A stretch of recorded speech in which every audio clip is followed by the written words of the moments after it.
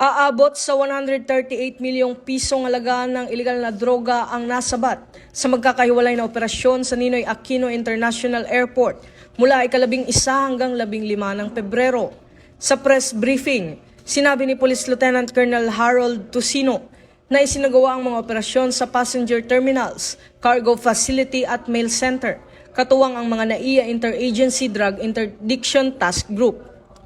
Kabilang sa mga nasabat ang 5.4 kilo ng shabu na nagkakahalaga ng 36.8 milyon na nakatago sa handbags at hot water bottles. Gayon din ang 3.7 kilo ng marijuana kush na nagkakahalaga ng 5.6 milyon na natagpuan sa mga abandoned parcel. Naaresto rin ang isang German national sa NAIA Terminal 3 matapos madiskubre ang 8.1 kilo ng shabu na nagkakahalaga ng 55.3 milyong piso na itinago sa loob ng librong Biblia.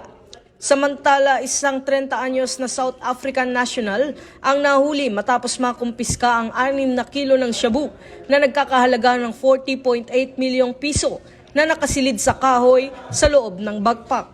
Isinailalim na sa kustodiya ng Philippine Drug Enforcement Agency ang mga sospek at nakumpiskang droga para sa tamang disposisyon at pagsira.